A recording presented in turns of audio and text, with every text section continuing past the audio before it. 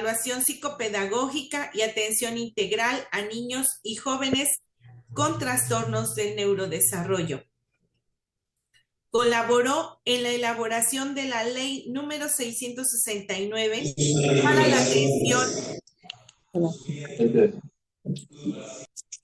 la atención, intervención, protección e inclusión de las personas con trastorno del espectro autista para el estado de Veracruz de Ignacio de la Llave. Participó como responsable del codiseño del curso Intervención Educativa para estudiantes con trastorno del espectro autista, mismo que imparte actualmente. Pido un simbólico aplauso virtual para nuestra conferencista, la maestra Liliana Barrientos Lucero, que el día de hoy comparte con nosotros el tema de signos de alarma. Bienvenida, maestra, y muchísimas gracias por colaborar con nosotros en el enriquecimiento profesional de los docentes, de muchos docentes del estado de Veracruz, que pertenecemos a la Secretaría de Educación de Veracruz y que a través de la Dirección de Educación Especial nos enorgullece presentarla. Muchas gracias. Buenos días a todos y todas. Y bueno, me pone un poco nerviosa el utilizar otra vez esta herramienta del Zoom porque hay ruidos que no podemos controlar, cuestiones tecnológicas que de repente nos fallan. Esperemos que todo vaya bien. Ustedes disculpen si en un inicio me escucho un poco nerviosa, es por eso estoy callando a todos aquí. Entonces, bueno, vamos a comenzar. Nada más quiero saber si tenemos solamente profesionales de educación especial o tenemos maestros de escuela regular o si tenemos padres de familia. Me gustaría mucho saber ese dato.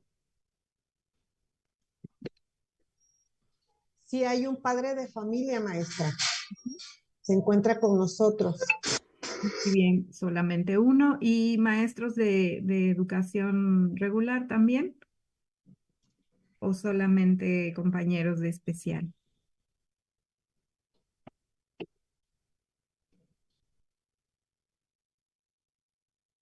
Maestros de USAER y de CAM, entonces, muy bien. Y me imagino que equipo de apoyo, ¿no? Psicólogos quizá por ahí. Bueno, muy bien, pues vamos a comenzar y pues si de repente se apaga mi cámara, algo de repente falla, pero me dicen y la vuelvo a encender. Y me gustaría que anoten por ahí si tienen algunas preguntas, las podemos hacer en algunos espacios específicos para no perder el hilo, pero sí me gustaría, bueno, al final poder tener un intercambio más dinámico con ustedes. Y bueno, pues en este momento ya no los veo. Voy a ver la presentación y ya me indican si todo se ve y se escucha bien. ¿Ok? Bueno. Eh, Ajustando esta charla hacia la identificación de los signos de alarma, bueno, pues no los quiero aburrir con cosas que ya saben, porque la mayoría de ustedes ya tienen bastante conocimiento sobre cuáles son las características iniciales. Vamos a centrarnos en algunos detalles más sutiles, ¿no? Y en información útil y, bueno, como un poco más actual de cómo podemos ir identificándolo. Espero que me dé tiempo de abordar todo lo que tengo, pero si no, bueno, lo dejamos para otro día. Ahí sí, tenemos que hacer 2 sesiones, muy bien. En cualquier momento que me quieran invitar. Bueno, una de las cosas importantes es, bueno, volver a entender que tenemos categorías diagnósticas que han cambiado a lo largo de los años y que desde el 2013 tenemos este término que ha cambiado de trastornos generalizados del desarrollo, en donde teníamos antes del 2013 5 categorías, que era el trastorno autista, el síndrome de Asperger, el desintegrativo infantil, el síndrome de Rett y el trastorno generalizado del desarrollo no especificado. Y bueno, todo eso se vuelve una sola categoría que se denomina trastorno del espectro autista. Y bueno, esta versión que ya es única y que engloba pues algunos de estos 5 que estaban pues puestos allí. Por ejemplo, el último que dice trastorno generalizado del desarrollo no especificado, se dice que muchas veces era como la caja de donde no cabían en en las demás categorías, bueno, pues todo se echaba a este cajón, ¿no? De retazos, como por decirlo así, ¿no? No eran justamente cuadros que cupieran en los otros, entonces este era un trastorno diferente. Y bueno, este concepto del espectro nos permite pues generalizar todo esto, hacer más fácil la identificación, pero al mismo tiempo hay quienes opinan que hay como algo no anda bien cuando dicen por ahí algunas mamás, un astrofísico de la NASA y un adulto que usa pañales y que no puede hablar comparten el mismo diagnóstico, algo anda ahí medio extraño, ¿no? Pero al mismo tiempo se ha facilitado la identificación de las personas que antes pasaban desapercibidas, ¿no? Entonces, bueno, esta es la categoría que se utiliza actualmente, más abarcativa, aparentemente más clara, más precisa y dimensional que por categorías, pero bueno, pudiéramos estar difiriendo, ¿no? En algunas de estas cuestiones por lo que mencioné, de que el espectro es tan amplio que a veces, bueno, podemos tener mucha confusión, ¿no? De estos opuestos o de estos extremos que encontramos en estas características que presentan las personas dentro del espectro. Bueno, entonces, pasando a lo que sigue, me gusta recordar que dentro del espectro, bueno, tenemos o se habían definido tres aspectos importantes que eran la comunicación y lenguaje que están afectadas, la interacción social y las conductas repetitivas e intereses restringidos. En algunos casos puede estar relacionado con la capacidad intelectual. Y también en otros casos pueden encontrarse sujetos con una capacidad intelectual normal o superior o muy superior. Y bueno, estamos hablando de que vamos a encontrar personas que tienen ciertas comorbilidades, como por ejemplo trastornos del sueño muy frecuentes, el trastorno por déficit de atención e hiperactividad, que muchas veces es confundido con el TEA, epilepsia, disfunciones inmunológicas, trastornos del lenguaje, trastornos obsesivos compulsivos, varios síndromes genéticos y disfunciones gastrointestinales, como por mencionar algunas principalmente, ¿no? Y tenemos algunos otros Organizar. situaciones que podrían... Ya tengo lo del domo. Ah, ya. Por eso me di cuenta que es ingeniero, porque lo presentó.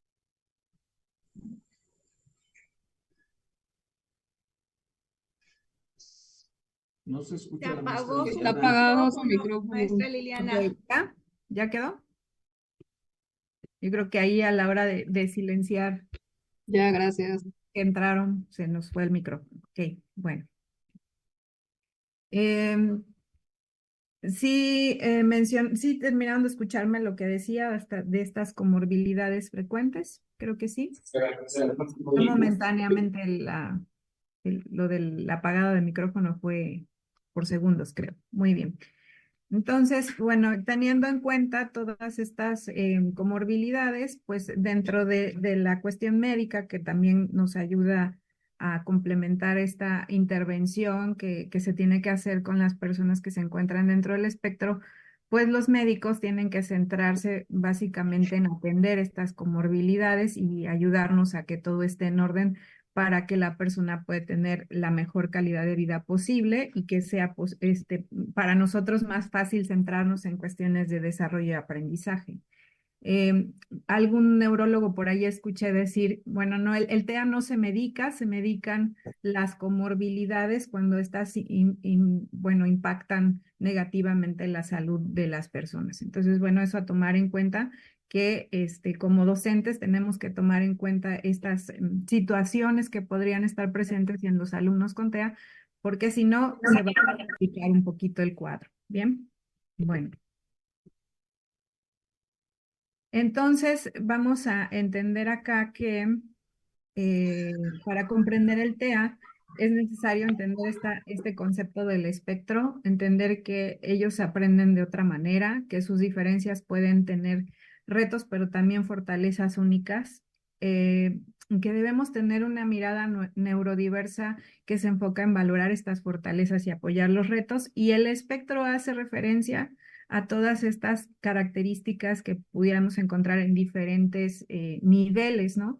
En cuanto a retos y fortalezas, ¿no? O sea, hay personas que tienen gran habilidad para memorizar o para la atención visual y tareas que tienen que ver con la visopercepción, pero otros no, otros pueden tener dificultades en esa misma área en la que muchos pudieran tener facilidad. Entonces, el espectro es así, es muy amplio y eso hace que sea todavía más complejo de identificar a las personas que se encuentran con esta condición.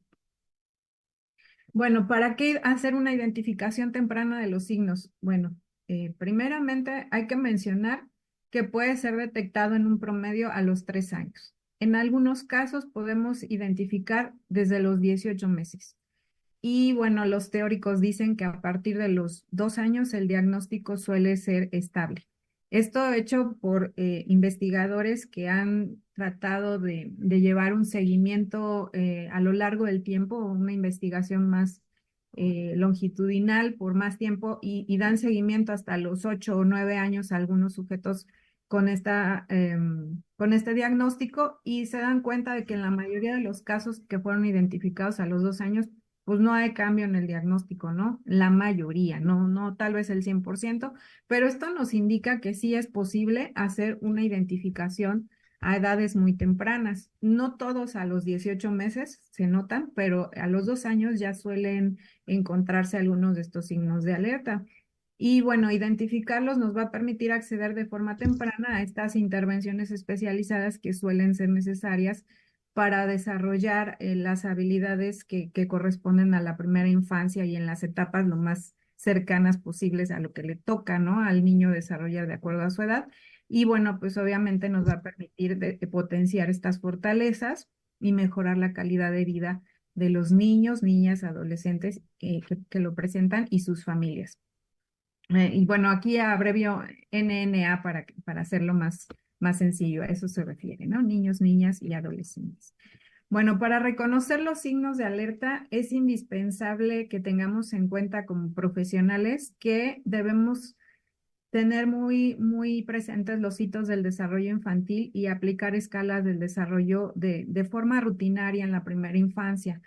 Esto, como recordaremos que el diagnóstico es clínico, se hace mediante la observación, no hay una prueba de laboratorio, ni una prueba de imagen, un estudio neurológico que nos indique que hay TEA o que no lo hay.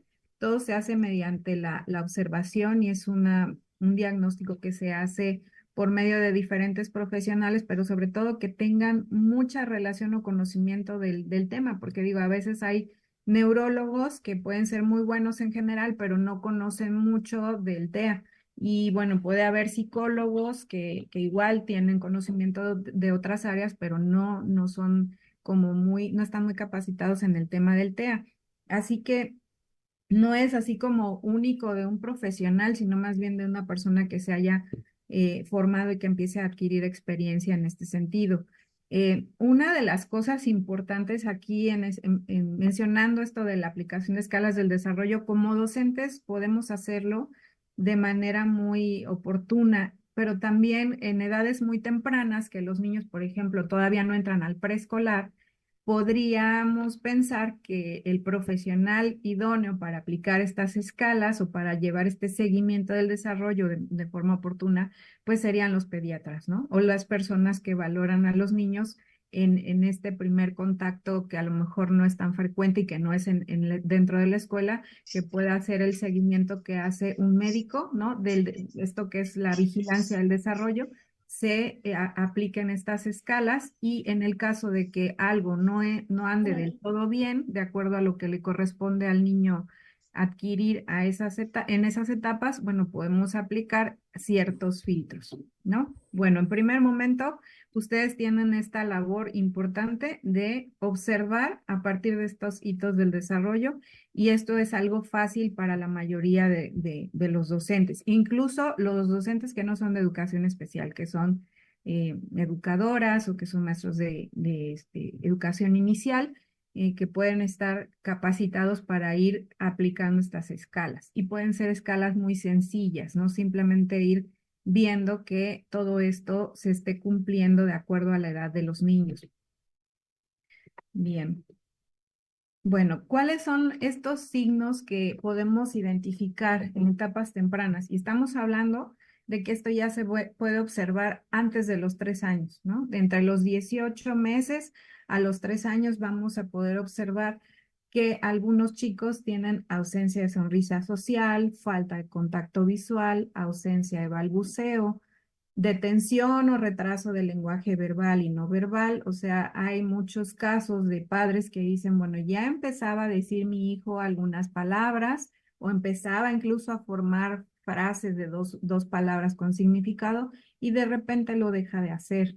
Entonces, bueno, a veces pareciera que hay una regresión. En otros casos simplemente no emerge el desarrollo o también observamos casos en los que el niño empieza a balbucear y a querer decir cosas, pero pues son protopalabras, no todavía palabras entendibles por todos.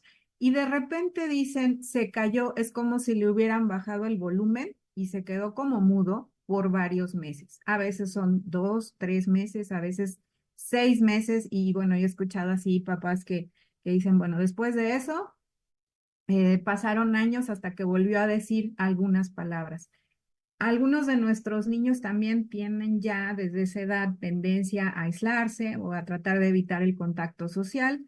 Ausencia de demandas, por ejemplo, no estirar los brazos para ser cargado, repetir sílabas o palabras aisladas fuera de contexto, o lo que sería también ecolalia o repetición de fragmentos, palabras, o frases escuchadas.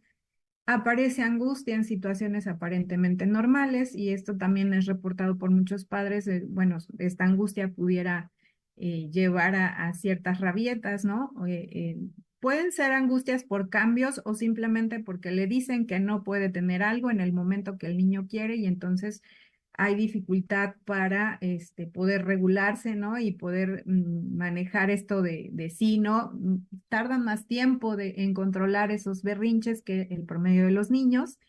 Y puede también encontrarse manipulación repetitiva o estereotipada de objetos o fijación por ciertos objetos o juguetes.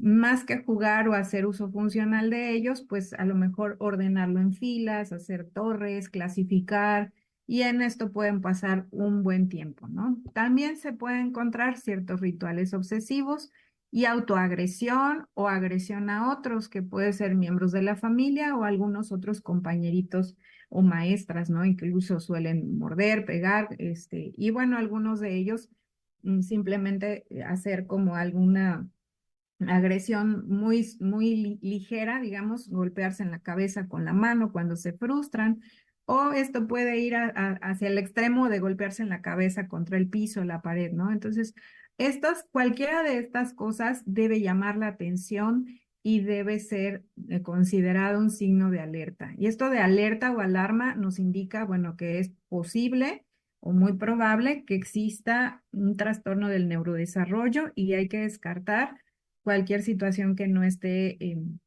dándose de la mejor forma, ¿no? Puede ser hacia TEA o puede ser algún otro trastorno del desarrollo, pero bueno, estos signos de alerta hacen referencia principalmente al trastorno del espectro de autismo. Bueno, les quiero compartir que hay una guía que es de otro estado, pero que me parece muy importante que los docentes la podamos conocer y que también otras personas que estén en contacto con niños pequeños y no tan pequeños, en donde nos señala cuáles podrían ser las señales de alerta. En este caso les pongo acá esta tabla que es de a nivel preescolar. Tanto nos mencionan unas tablas como cuáles son las habilidades que debe tener el niño a cierta edad. Bueno, algunos hitos que tienen que irse observando, cosas que van apareciendo de manera normal en el desarrollo. Y en este caso nos pone cuáles son algunas de las características que podríamos observar en niños con TEA y que nos pueden pues alertar en diferentes etapas. En este caso, esta guía que les voy a mencionar trae una tabla para preescolar, una tabla para primaria por edades y se los voy a mostrar brevemente. para que puedan ustedes también utilizar esta referencia. Permítanme. Bien, aquí tenemos esta tabla en donde vemos cuáles son características que podemos observar en la etapa de primaria de 6 a 9 años, de 10 a 12 años, y también podemos encontrar, y bueno, un poco descritas estas características, por ejemplo, cognitivas, y me interesa mucho esto, fíjense, en edad de educación secundaria, porque pareciera que estas, pues las señales de alerta hacen referencia al desarrollo temprano, pero suele suceder, y bueno, nos encontramos con frecuencia que hay chicos que están en primaria y en secundaria y que no han sido detectados. Entonces, me parece muy interesante esta aportación que hace, bueno, que podemos observar en un puberto adolescente que tiene relación con características de TEA en sujetos que no fueron identificados porque pues en su infancia temprana no había quizá las mejores condiciones para que fueran detectados y ya se nos fueron a secundaria. Entonces, bueno, esta guía se las voy a compartir por medio de las personas que me invitaron, con mucho gusto, y podríamos hacer incluso una carpeta en donde les podría compartir más. Les muestro la portada, pero de todos modos les pongo la referencia. Hay una descripción bastante completa de cuáles son características que podemos observar en los chicos con TEA desde el inicio, ¿no? Y las comorbilidades más comunes. Y este se llama así, Protocolo para la Identificación, Evaluación Inicial e Intervención Educativa de Niños, Niños y Adolescentes con TEA en Entornos Escolares del Estado de Guanajuato. Entonces, bueno, se las voy a compartir más tarde. O sí, porque no tengo el link para que lo puedan descargar. Entonces, eso vamos a hacer. Bueno, entonces dígame si ya se ve en modo presentación. Sí, maestra, ya se ve. Ok, bueno, entonces,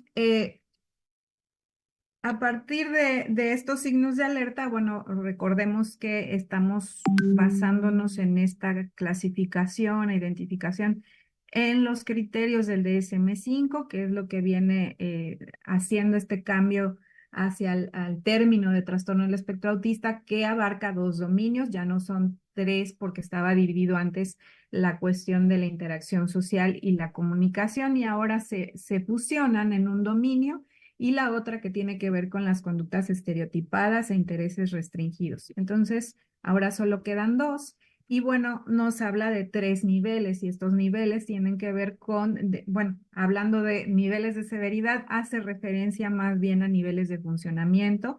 Y aquí está un resumen de lo que estaría abarcando cada nivel. Y en cada dominio, que son estos 2 que les mostré anteriormente, que están aquí en la tabla, en cada dominio tendríamos que identificar en qué nivel se encuentra, porque podríamos tener un alumno que en el nivel 3 se encuentra en el nivel 3 en comunicación social, pero se encuentra en el nivel 2 en intereses restringidos y conductas repetitivas. Entonces, hay que especificar cómo está identificado nuestro alumno en cada uno de estos dominios.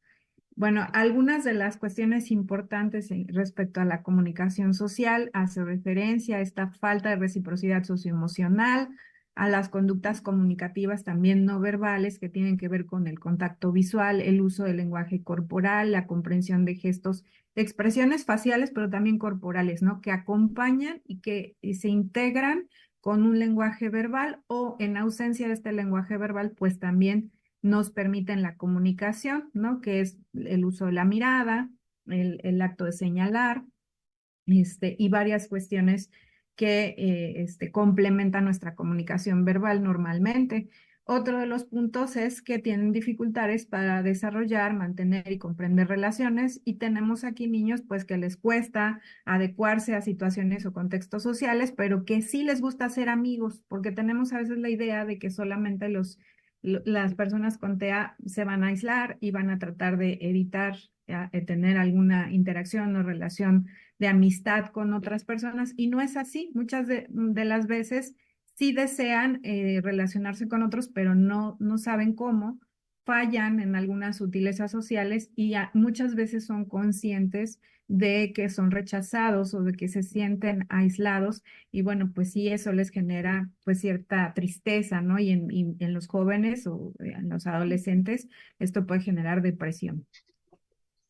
También tenemos que en el segundo dominio vamos a encontrar algunas cuestiones de movimientos, los movimientos repetitivos, el uso de objetos, y esto, bueno, pues ya lo había comentado, pero solamente es para ubicarlo dentro de los criterios como están descritos en el DSM-5, el uso de objetos que puede ser alinear, dar vueltas a ciertos objetos, les gusta a algunos de ellos girar cosas. Y bueno, aquí entra también el habla repetitiva, la ecolalia o las frases extrañas o palabras inventadas que pudieran presentar algunos chicos. Bueno, también tenemos la adherencia a rutinas o patrones de comportamiento ritualizado. Les gusta a algunos de ellos decir siempre las mismas cosas, hacer siempre lo mismo, se apegan a ciertos rituales y bueno, pueden parecer algunas conductas obsesivas. Otra de las cosas que no estaba formalmente incorporada en los criterios diagnósticos eran las alteraciones del procesamiento sensorial. El DSM-5 agrega aquí un punto, quizá al final, pero no menos importante, que tiene que ver con la hiper o hiporreactividad sensorial, ¿no? O interés en ciertos objetos y exploración sensorial o también respuestas de evitación o de aversión a ciertos estímulos sensoriales. Y este es un punto que también puede ser un signo de alerta. O sea, no, yo retomé de la bibliografía cuáles son los signos más frecuentes que son mencionados como signos de alerta o de alarma, pero un dato que ustedes podrían tomar es si encontramos un niño con alteraciones del procesamiento sensorial, es muy probable que tenga un trastorno del neurodesarrollo tipo TDAH o TEA, ¿no? Muy frecuente en las personas con TEA. Algunos podemos tener alteraciones sensoriales, pero si son aisladas, pues no necesariamente están asociadas con esto, pero sí en ellos se encuentran por lo regular varias peculiaridades en este sentido. Bueno, entonces recordemos que, bueno, si tenemos una idea de que el TEA es como bajo funcionamiento, alto funcionamiento, pues no es así, el espectro no es lineal. Tenemos aquí varias cuestiones que vamos a encontrar modulados o en diferente nivel.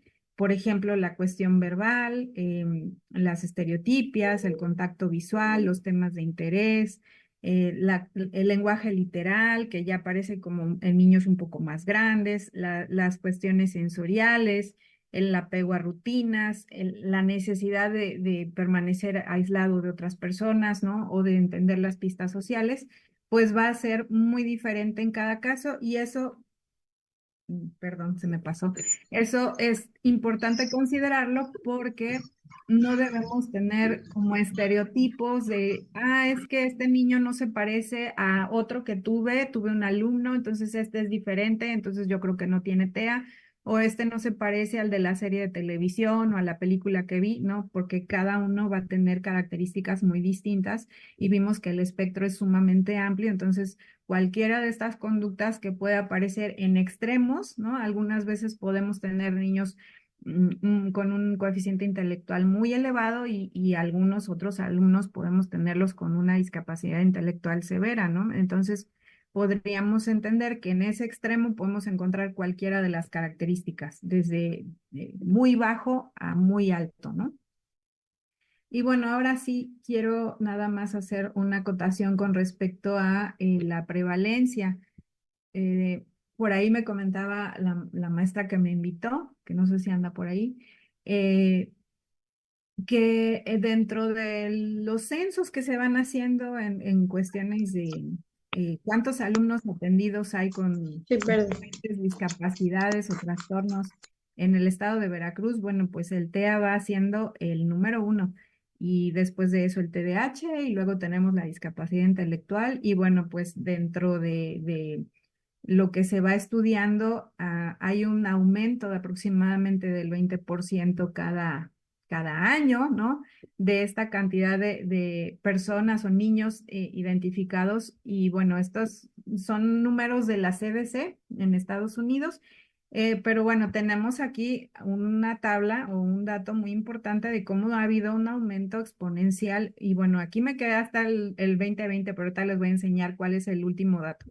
Y esto se puede deber al aumento del reconocimiento del TEA, a esta definición más amplia que tenemos, y puede haber un aumento real en la prevalencia por diferentes causas. Cada vez estamos más contaminados, ¿verdad? Nuestros alimentos, el aire, el agua y los medicamentos y demás cosas. Y bueno, también esta cuestión de que ahora hay, con esta definición más amplia, reclasificación de algunos individuos que pudieran haber estado diagnosticados tempranamente con TDAH o con discapacidad intelectual o con alguna otra condición y que ahora ya se ubicaron más claramente dentro del espectro autista. Entonces, esto puede tener que ver, pero bueno, se prevé un posible aumento real, ¿no? De esta prevalencia.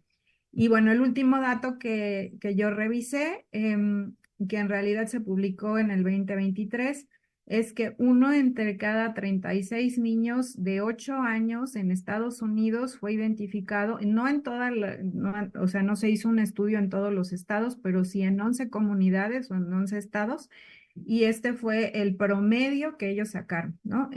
También se hizo un estudio de niños de 4 años, ahí fue una incidencia menor por cuestiones de que se confunden con otros diagnósticos, ¿no? Pero pues la mayoría de los niños sí fue identificado, o sea, no varía tanto el número y hay un dato que ustedes pueden checar, pues este es el número más reciente que encontré porque la OMS tiene tiempo que no lo actualiza, el INEGI pues no tiene los datos porque hay muchos niños que andan por ahí y no tienen diagnóstico, está equivocado o no respondieron el censo. Entonces, bueno, no hay un dato así como muy claro, pero sí podría decir que este dato se me hace una referencia interesante porque las comunidades que fueron estudiadas fue a través de un programa de detección temprana. Entonces sí se hizo un seguimiento muy puntual buscando cualquier discapacidad o alteración en el desarrollo y se hizo un estudio pues captando a toda la población, ¿no?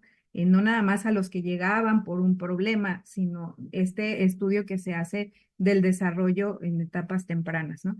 Y el último dato que encontré de México fue del estado de Guanajuato y fue del 2016, me parece. Entonces está ya bastante atrasado. No creo que esos números sean confiables. Este número en promedio nos da una idea de que tenemos una incidencia muy alta y aunque en México podría ser menor la incidencia, no creo que estemos tan alejados. Y ustedes lo están viendo y lo están viviendo día a día en las escuelas porque es la mayor parte de la población, ya sea en una parte del espectro más leve o niños con discapacidades más complejas, ¿no? Y bueno, también es importante, aunque sea un dato más o menos antiguo del 2011, normalmente hay probabilidad de que si se encuentra un hijo, bueno, alguno de los hermanos también pueda haberse afectado, hay más probabilidad. Y de niños prematuros también tienen más probabilidad, niños que tienen ciertas cuestiones, hay que explorar en cuestión de nuestra entrevista que hacemos inicialmente a los padres sobre cuáles son los datos pre, peri y postnatales y vamos a encontrar que niños que presentan complicaciones en el momento de nacer o en los primeros días de nacidos, que estaba hospitalizado, tuvo dificultades, tuvo hipoxia, bueno, pues tienen mayor posibilidad de presentar esta condición, ¿no? Porque no todo es genético y bueno, eso ya no vamos a hablar de las causas hoy, pero sí hay algunas causas genéticas, otras causas ambientales y es un conjunto de factores que se van tomando en cuenta, ¿no? No es el caso porque nos llevaría un tiempo, ¿no? El platicar de estas causas posibles. Y se sigue diciendo que hay como eh, pues que son tantas causas que no se sabe qué es lo que lo causa. Pero bueno, vamos a hablar más de la identificación. ¿Cómo podemos nosotros como profesionales ir identificando a estos niños y en qué punto de estas fases nos corresponde actuar? Pues no está tomado de nuestro país, son gráficas o o diagramas de procedimiento de otros países, pero bueno, lo que normalmente se hace en estas comunidades que ya tienen como más estructura en cómo se van identificando y canalizando a los alumnos es una evaluación que ya decíamos del desarrollo, identificar las señales de alerta del trastorno. Y si no hay problemas, pues solo dar seguimiento, por lo menos hasta los 6 años, ¿no? O sea, hasta que el niño sale de preescolar. Y si detectamos problemas, entonces vamos a una evaluación general de funcionamiento con cuestionarios y una exploración física, ¿no? Se tiene que ir combinando con la exploración médica, que obviamente pues no la hacemos nosotros, pero regularmente cuando los niños están pequeños van al pediatra o van al médico para pues tratar desde una gripa hasta sus medicamentos, vacunas y demás. Y ahí es donde se puede hacer detección también. Entonces, en esta fase, si no encontramos problemas, damos seguimiento, pero si encontramos o detectamos problemas, tenemos que ir ya a una fase de evaluación neuropsicológica específica y de buscar un diagnóstico a través de algunos mecanismos muy específicos, con pruebas o mediante observación. Y entonces vamos a ver que pasamos a bueno, aquí si podemos concretarlos, en el nivel 1 sería vigilancia de desarrollo, en el nivel 2 la detección específica de trastornos del desarrollo o discapacidades, que pueden ser esa o pueden ser otras. Y en el nivel 3 ya buscar el diagnóstico. Y esto nos está arrojando, bueno, desde la Academia Americana de Pediatría, esta es la recomendación que se tiene desde hace varios años, y este sería como el procedimiento ideal, ¿sí?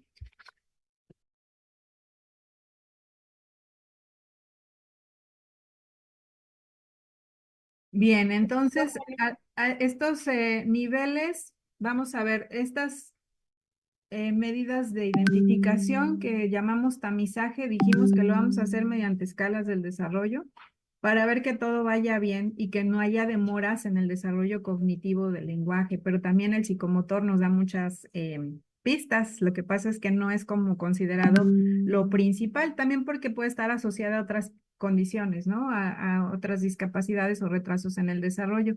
En el nivel 2 podemos encontrar ya instrumentos que tienen como fin diferenciar a niños con riesgo de autismo a niños que presentan otras discapacidades del desarrollo, ¿sí? Entonces podemos aplicar los filtros.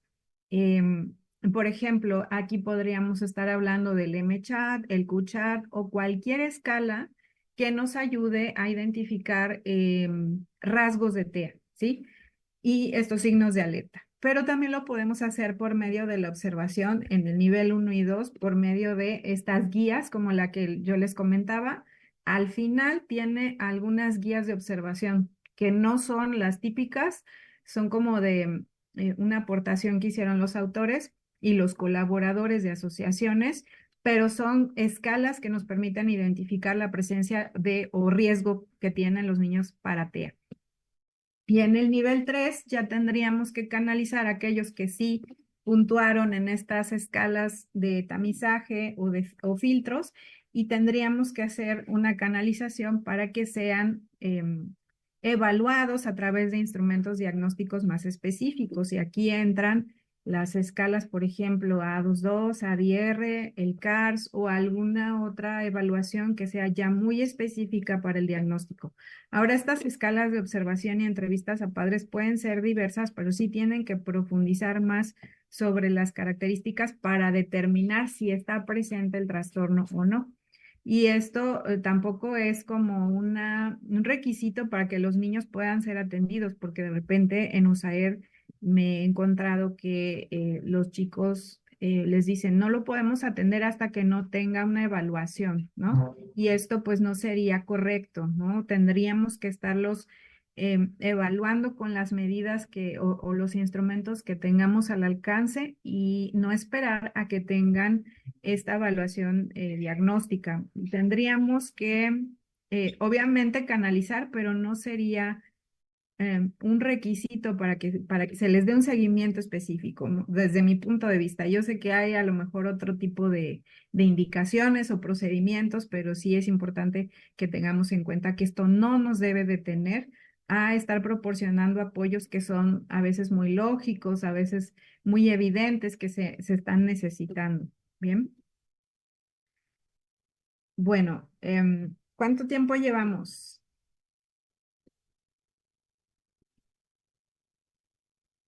49 minutos. Vamos bien, 49 minutos, maestra. Entonces, bueno, voy a seguir hablando. Ustedes me dicen si quieren hacer algún corte, alguna pregunta, comentario. Podemos hacer un breve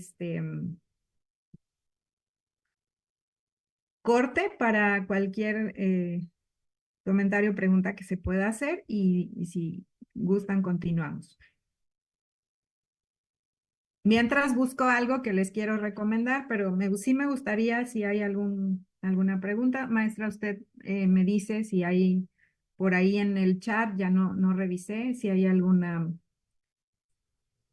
No, maestra, estuve revisando el chat y no tenemos ninguna pregunta ni comentario hasta el momento. Okay, ¿alguien quisiera participar? Solamente están diciendo que ojalá y nos puedan hacer llegar el material.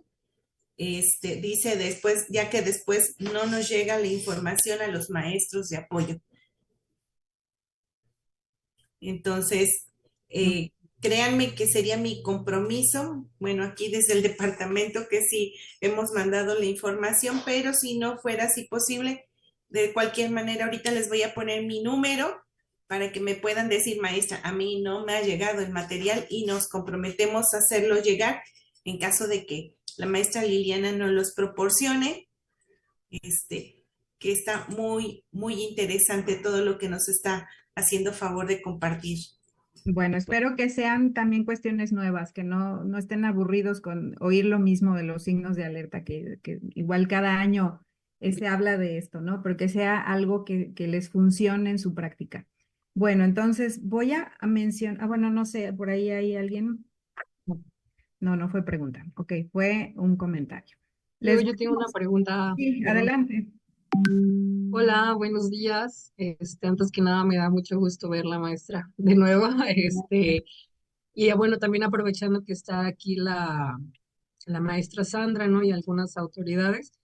Yo tengo una duda en cuestión, ahorita entro en conflicto un poco en cuestión de los especialistas.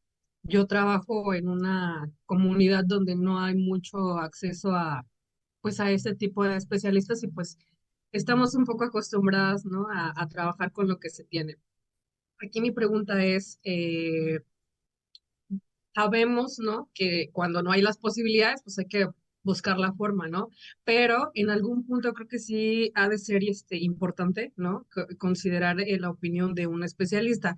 Si no llegáramos a tener esta posibilidad, como es el caso de muchos de mis papás o de mis mamás, ¿qué procedería entonces? O sea, sí se podría quedar uno con la escala que como uno como maestro a veces rescata, ¿no? De ir viendo algunas listas, algunos instrumentos de evaluación, pero entonces viene esta parte como administrativa, ¿no? De que debo tener una evaluación que viene por parte de un especialista, ¿no? Entonces ahí es donde entro yo un poco en conflicto, que vamos, yo sé que hay muchos procesos que son un poco, más de papeleo, ¿no? Pero entonces ahí yo cuando no tengo acceso o los padres de familia no tienen acceso por muchas cuestiones e incluso tengo el caso de una mamá que dijo yo no quiero porque no quiero y ya, ¿no? Simplemente por eso. Y ahí entonces, ¿qué procedería en cuestión para seguir trabajando, ¿no? Porque justamente el TDAH, ¿no? Usted hace rato lo decía, el TDAH, ¿no? Y el TEA tienen muchos rasgos, ¿no? En común. Y entonces, ¿cómo puedo yo determinar que realmente yo estoy evaluando de manera correcta, identificando un TEA y no un TDAH, ¿no? Se supone que lo tendré que saber por mi área de trabajo, pero ahí qué procedería, esa sería mi pregunta, cuando no se tiene el acceso a un especialista. Bueno, mi recomendación para todos los docentes y equipo de apoyo es que tenemos que conocer bien los criterios diagnósticos del DSM-5, que es lo que utilizan también los profesionales, Y, por ejemplo, ahora en la escuela normal donde yo trabajo, el plan de estudios nuevo, 2022, y bueno, los previos también han tenido cursos, ¿no? Priscila, eres parte de estos alumnos que tuvieron este curso complementario, ahora ya está dentro del currículum. Y una de las cosas que hemos analizado que es necesario es que conozcan estos criterios, porque de ahí partimos y son los actuales. Si esto de repente cambiara y hubiera un DSM-5 revisado o un DSM-6, pues tendríamos que irnos a lo actual, ¿no? Lo vigente, nos guste o no nos guste, es ese. Porque hay personas que dicen, no, pues yo, para mí sigue siendo Asperger. Bueno, sí, podremos encontrar peculiaridades en un grupo de personas que tienen un nivel intelectual y ciertas características, pero los criterios diagnósticos son esos. Y bueno, a mí me parece que conocer el DSM-5, los criterios que hablan de TEA y los que hablan también de TDAH para poder tener esta distinción. Ahora recordemos que hay comorbilidad y los chicos pueden estar presentando estas dos condiciones, ¿no? A veces confundido y realmente no es TDAH, sino que están hiperfocalizados en ciertas tareas y eso hace que pueda confundirse. Pero yo creo que el poder conocer los criterios y estas lecturas como las que yo les mostraba, que nos van a permitir identificar con más facilidad estas características. Bueno, si bien el diagnóstico es clínico y tiene que ser dado preferentemente por parte de un neurólogo, un neuropsicólogo. Ahora, ¿cuál es la cuestión? En teoría dicen también la Academia de Pediatría que es por neurólogos o paidopsiquiatras, ¿no? La cuestión es que a veces el neurólogo lo recibe una hora y da un diagnóstico y no tiene suficientes evidencias o no exploró a profundidad. Entonces, incluso el neurólogo o el especialista médico puede equivocarse. Por eso lo ideal es que se complemente con ciertas pruebas, observaciones y bueno, estas pruebas que yo mencioné, que alguien preguntaba cuáles son, pues que pueden ser las especializadas, son A22, ADR, preferentemente son las que tienen o dentro de las más conocidas y aplicadas en el mundo, la más alta especificidad y fiabilidad, ¿no? O sea, son las que tienen menos margen de error y estas tienen que ser aplicadas por una persona que esté certificada porque ahora por ahí andan unos cursos de 300 pesos que te enseñan a aplicar estas pruebas, pero la verdad es que yo creo que sí requiere una formación mucho más seria y no me parece que se deba dar así o aplicarse así nada más porque sí nos podemos equivocar. Y eso sería grave, tanto decirle a un niño que tiene TEA y no lo tiene, como viceversa, ¿no? Entonces, lo que sí nos toca y sí podemos hacer es verificar los criterios, utilizar el CARS en el caso de los niños que están más en un nivel 2 o 3, o sea que es las conductas más evidentes, y en el caso de los que podemos ir identificando en un nivel 2 de los que yo mencionaba, pueden ser el MChat, el QChat, que también tienen un margen de error pues como de un 60% si no lo aplicamos con cautela, pero sí son un punto de partida. Y la otra escala que se puede utilizar es el cuestionario de comunicación social, que se llama abreviado SCQ, que también nos da pues muchos elementos para poder decir si lo canalizamos o no. Entonces, bueno, no deberíamos detenernos en la atención si tenemos claridad en que los síntomas o las características están presentes, deberíamos empezar a atender desde mi punto de vista. Con un diagnóstico a lo mejor tentativo que hacemos los maestros de educación especial o los psicólogos, pero que ya lo podemos observar y también somos como el profesional más cercano que puede dar este primer diagnóstico tentativo. Y pues sí, lo ideal sería que se canalice a un neuropediatra o algún otro especialista, aunque si están muy lejos, bueno, pues que hagan un esfuerzo por movilizarse en algún momento. Yo sé que esto no es fácil, no es rápido, porque conozco las características de nuestro estado, las condiciones socioeconómicas, culturales que tenemos, hace complicado esto. Y entonces es un poquito difícil poder tener los diagnósticos oportunos, pero sí es posible mediante este tipo de escalas, ¿no? Que decíamos, En un primer momento, las de filtro, tamizaje, y en un segundo momento las diagnósticas, que serían A22, A10. No es necesario que las tengan para poder hacer un diagnóstico, ¿ok? No sé si contesté la pregunta, pero si no, nos continuamos al final con los comentarios respecto a eso. ¿Alguna otro, este, que sea diferente el tema? ¿Algún otro comentario o pregunta? Maestra, creo que de alguna manera está usted respondiendo a los comentarios que aparecen en el chat. Y bueno, con eso se están, con lo que usted está explicando, sí, sí se está dando respuesta, porque es precisamente como decía, no necesitaríamos a lo mejor tener un diagnóstico en firme para empezar a dar una atención a aquellos alumnos que nosotros tenemos con una hipótesis de autismo. Entonces, pienso que sí, y ya lo que están sugiriendo o lo que están solicitando una maestra es que sí podríamos seguir con su plática y al final seguimos o se dan respuestas a las dudas o comentarios. Bien, les quiero comentar que hay una página en donde, por ejemplo, esta, que está sugerida en cierta bibliografía, que se llama CAST. Hay otros que son filtros, son muy cortos y se pueden hacer en línea para que nos dé el resultado automáticamente. Entonces, esta es una herramienta de tamizaje. Hay muchas escalas pequeñas, breves, que están dentro de esta página, que también les puedo compartir. Nos pueden servir como una primera referencia, ¿ok?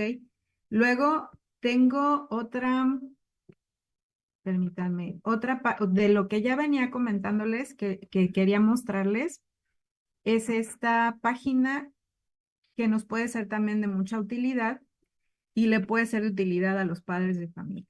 Entonces, esto es totalmente de otro contexto, de otro país, pero me parece muy importante esta aportación que hace un gobierno de primer mundo, ¿verdad? La CDC hace esta página con indicadores del desarrollo que los padres o profesionales pueden ayudar a que se haga esta valoración del desarrollo. Fíjense, desde los 2 meses, 4, 6, 9 meses, 1 año, 15 meses, 18, 2 años, 30 meses, 3 años, 4, hasta los 5. Y aquí ustedes pueden entrar y verificar en línea con ciertos cuestionarios y pueden ver también videos. Y por ejemplo, vámonos a los 18 meses. Pueden ver los padres videos en donde les puede dar una referencia de qué observar. Y aquí lo podemos evaluar en línea, miren, o sea, él pregunta, se aleja de usted, pero lo busca para asegurarse de que está cerca. O sea, ¿cómo está la respuesta social y emocional del niño? Si tengo duda para responder esto, pues veo el video, ¿no? De qué es lo que tengo que observar en mi hijo y puedo poner a prueba, mi hijo o mi alumno, porque también hay muchos maestros de educación inicial que pueden ayudar en la identificación. Entonces, observa estas pautas del desarrollo, ¿no? Si voltea a ver que mamá o papá le está prestando atención mientras hace alguna actividad, bueno, esto sería muy importante que lo conozcan como un recurso, ¿no? Y básicamente está traducido al español, pero muchos de estos videos ni siquiera necesitamos saber inglés, ¿no? Simplemente son acciones que pueden ir observando y evaluando si el niño lo está logrando o no. Pero también podemos descargar algunas otras en forma de guía del desarrollo para ver si está logrando los hitos del desarrollo a esta edad. Y esto dice que hay que hacerlo mínimo hasta los 5 años. Entonces, es un recurso, tómenlo en cuenta. Cualquier cosa que nos ayude a poder esclarecer cómo van estas pautas, si va el niño de manera puntual cumpliéndola o si necesita estimulación.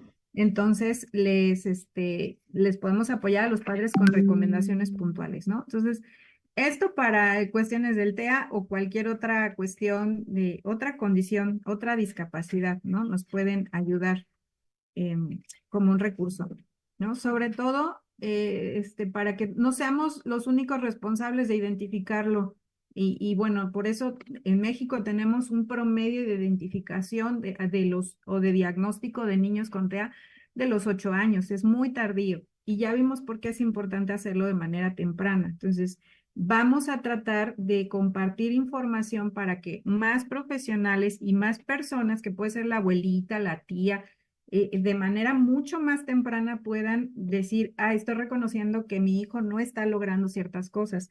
Como por ejemplo, hace una semana que tenía yo una entrevista con una psicóloga que analiza a una chica de preparatoria.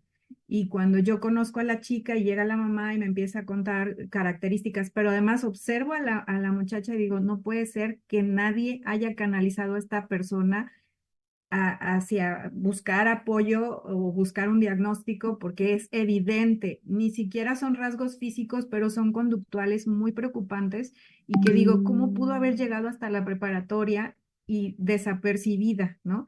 Entonces, esto no puede seguir pasando porque la calidad de vida de esta persona pues no es muy buena y la familia está ya muy preocupada y ya hay cosas que son muy complicadas de atender a esa edad. Entonces, tenemos que rebajar la edad de diagnóstico en nuestro país y específicamente en nuestro estado. Bueno, vamos a hablar de características cognitivas que nos pueden ayudar a entender el TEA, a encontrar estos rasgos en diferentes etapas del desarrollo y también a intervenir.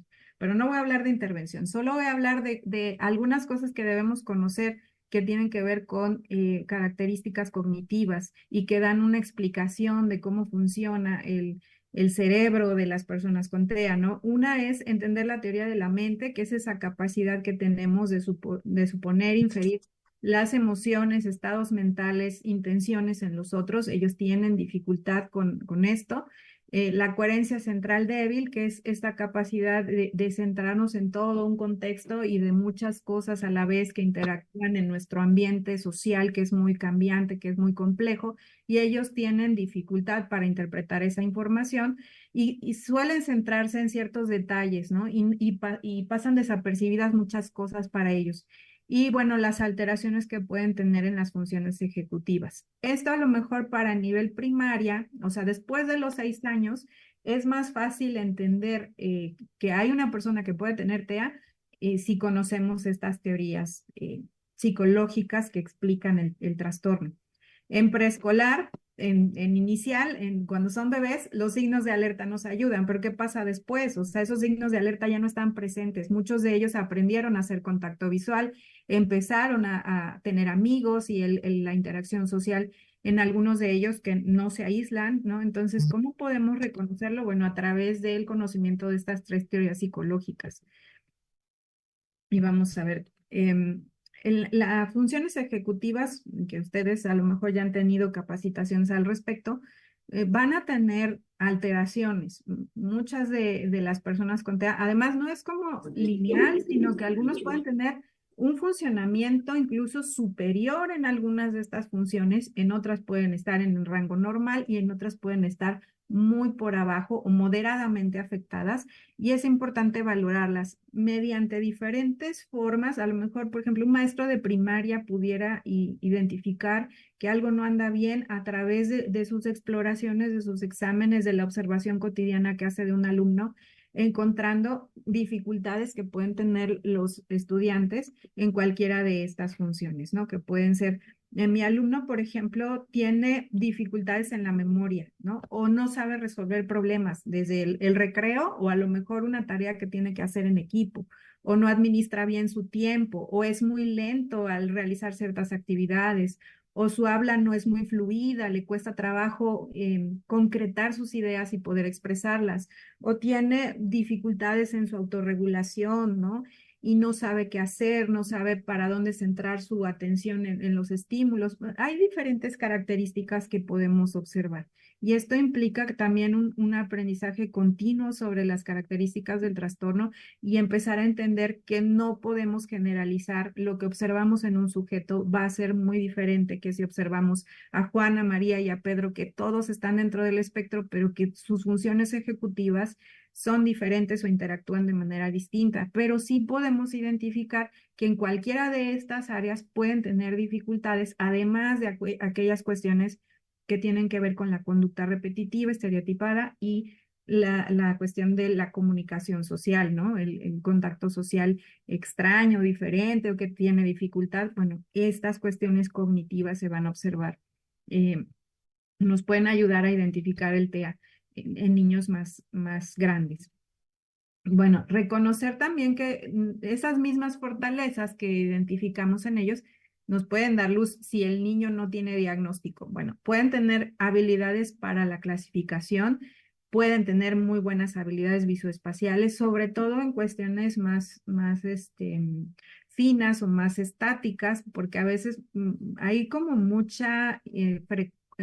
como muy frecuentemente vamos a encontrar dificultades a nivel motriz grueso, pero en lo fino suelen ser un poco más hábiles. Es decir, les gusta mucho identificar, por ejemplo, en una lámina ciertos elementos, fácilmente pueden encontrar letras, colores, clasificar, armar rompecabezas, los legos, pueden tener habilidades en cuestiones más, decía yo, más estáticas y en motricidad fina. Memoria visual excelente en muchos de los casos, se pueden concentrar en detalles y pueden encontrar estas cuestiones que hay muchos pasaríamos desapercibidos, ¿no? Y ellos pueden encontrar elementos en situaciones en donde nosotros estamos concentrados en el todo, ellos están hiperfocalizados en los detalles. Pueden tener un pensamiento deductivo y aprender rutinas, normas y reglas. Y esto es algo que podemos observar que desde pequeños tiene que ver con los signos de alerta, pero que después pudiéramos tener gente más flexible que está dentro del espectro, incluso adultos, y que solamente observamos esto, o sea, que ellos prefieren tener un ambiente estructurado, que no les cambies el horario y que no haya imprevistos, digamos, en lo que van a hacer, que tienen en su agenda, digamos, ¿no? O en la mente que van a realizar. Algunas de las dificultades que pueden tener, pues para anticipar situaciones, pensar en el futuro, generar hipótesis, tienen generalmente un pensamiento concreto, literal, que se les dificulta, que hace que se les dificulte interpretar o generalizar alternativas y por supuesto va a impactar en la solución de problemas. Pueden tener dificultad para identificar información relevante de la irrelevante y organizarla. Organizar el tiempo puede ser un reto muy complejo para ellos. La energía que requieren las tareas no siempre logran terminarlas a tiempo, les lleva más que al resto de las personas, sobre todo ciertas tareas que no son de su interés o que no están dentro de estas habilidades o fortalezas que ya comentamos. Puede haber inflexibilidad mental que puede dificultar el rendimiento escolar, puede tener, ya decíamos, dificultad para generalizar el aprendizaje, aplicar lo que ya aprendió en un contexto, ahora aplicarlo en otro, puede ser difícil. Esto de prestar atención a detalles dificulta visualizar cuestiones más globales.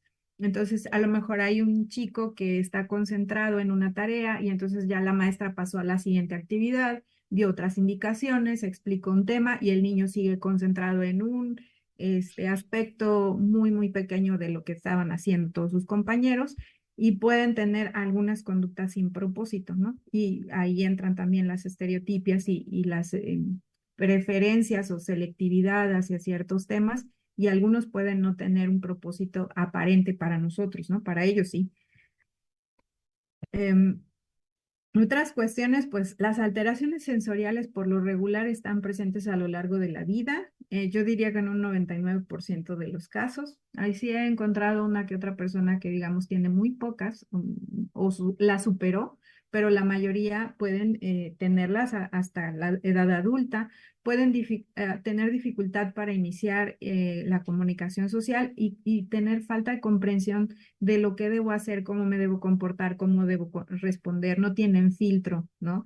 Necesitan una enseñanza explícita porque no entienden los dobles significados, en cuestiones muy literales sí, pero y así es como ellos también se van a comunicar con cuestiones muy literales y nosotros no tenemos en cuenta esto, pues va a ser difícil que ellos comprendan ciertas cuestiones en clase, ¿no? Pueden perseverar en la misma explicación o estrategia sin tomar en cuenta las consecuencias que tengan, ¿no? Y bueno, pues necesitamos hacer ajustes, necesitan estrategias de enseñanza diversificada en los diferentes entornos de aprendizaje y objetivos reales basados en sus características. Sí es importante que si identificamos cualquiera de estas dificultades, pues no esperar un diagnóstico, necesitamos actuar, ¿no?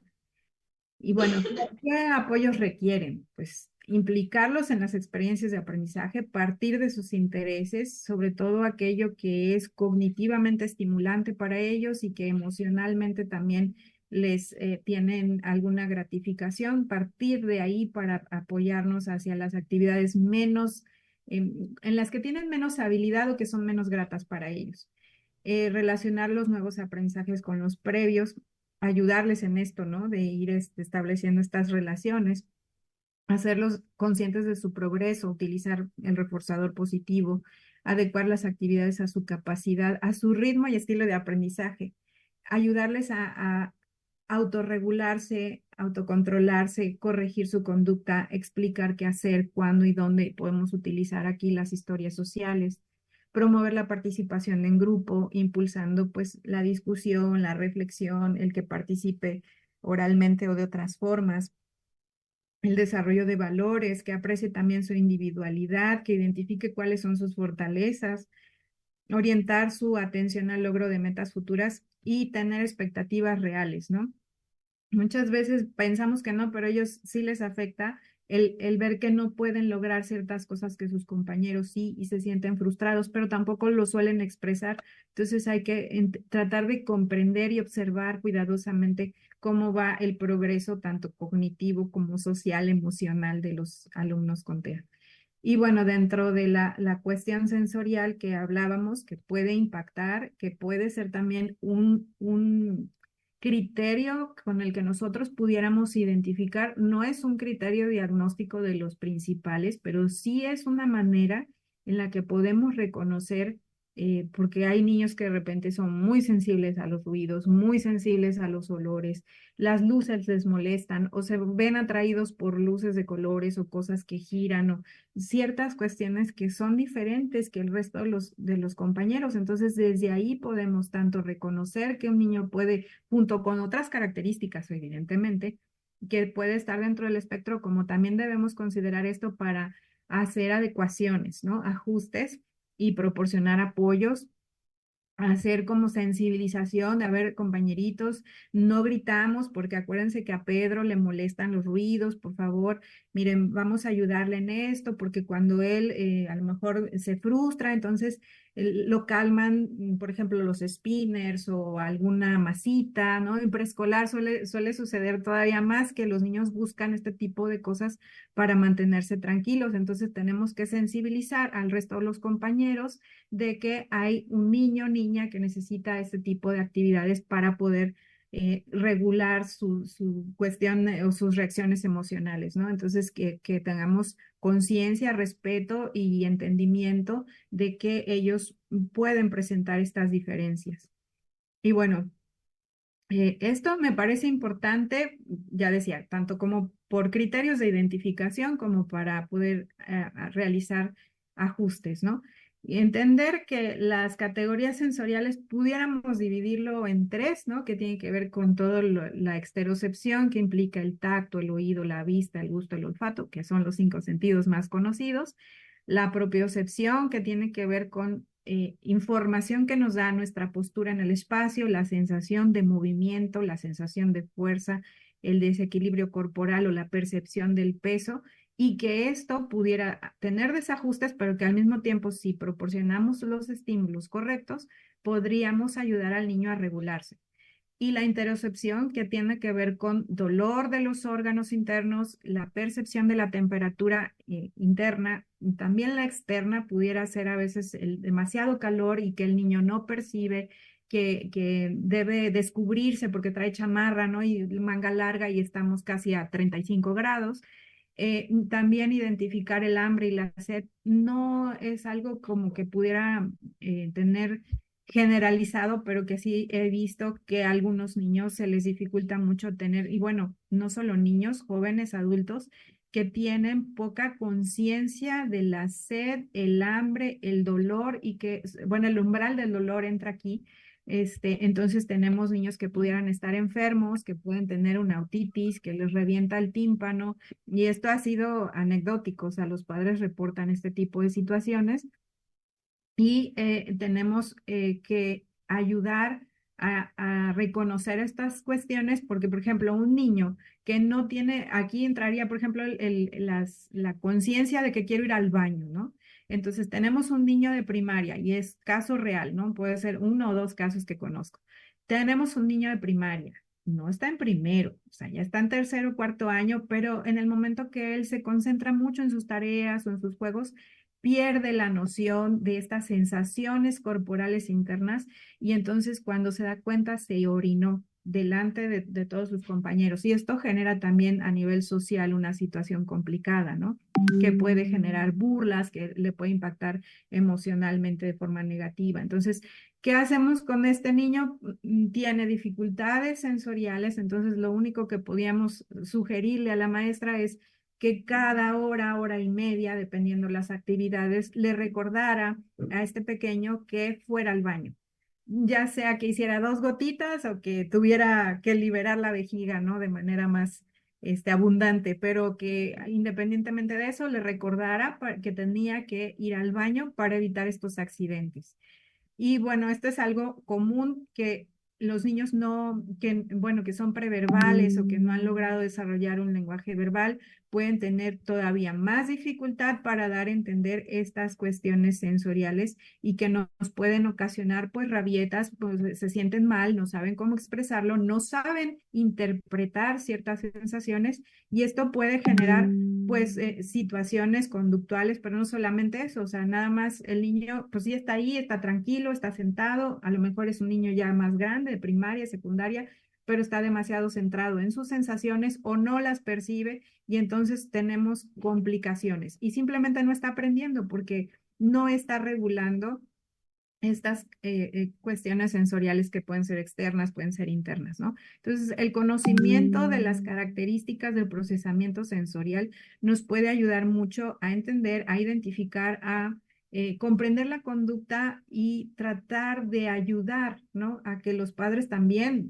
lo comprendan de esa forma y hagan modificaciones en el entorno favorables, proporcionen estímulos o quitan estímulos que pueden ser disruptivos para ellos, ¿no? Que pueden ser dolorosos, que pueden ser molestos y que dificultan su desenvolvimiento, su calidad de vida y pues en últimas y en el mejor de los casos, pues que está dificultando su aprendizaje, ¿no? Porque hay distractores. Por ahí en una escuela me decían, no es que la maestra pone, como tienen algunas escuelas televisión, les pone música, pero la música tiene que pone en la televisión, pues tiene un fondo, ¿no? Aunque no hay imagen, pero hay colores y hay movimiento en un protector de pantalla que tiene. Entonces el niño simplemente no se puede concentrar en la tarea porque hay ese distractor que a nadie más le causa conflicto, pero a él sí. Y entonces la maestra tendría que ser un poco más sensible, más consciente de que existe este factor que está haciendo que el niño tenga más dificultad para poderse concentrar y realizar sus tareas, ¿no? Oportunamente, porque sí las hace, pero en el doble de tiempo que el resto de los alumnos. Entonces, son cuestiones que debemos tener como alerta para poderlas identificar.